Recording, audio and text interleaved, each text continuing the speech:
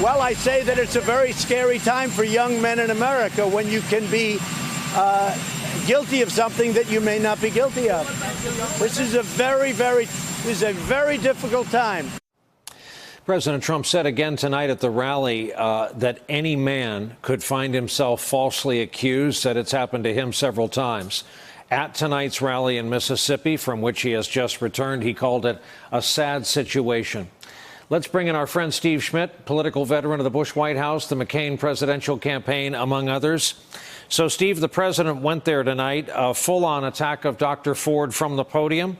We just heard him say it's a scary time for young men.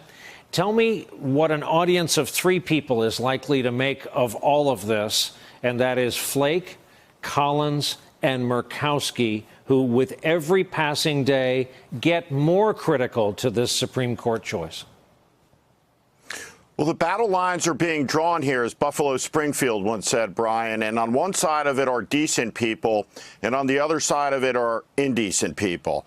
And when you look at the president's indecency tonight, presuming that Jeff Flake, Susan Collins, and Lisa Murkowski are all decent people, then they're going to be as horrified and offended as the rest of us.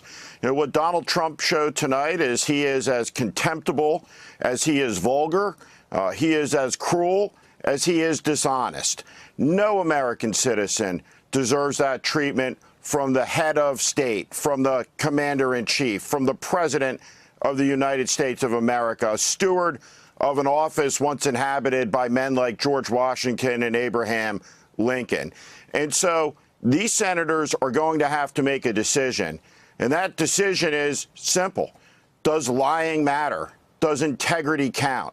Can a sitting federal judge make dishonest statements about small and trivial things and get onto the Supreme Court?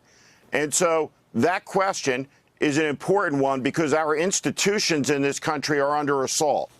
Our judicial system, the Supreme Court, the Senate Judiciary Committee.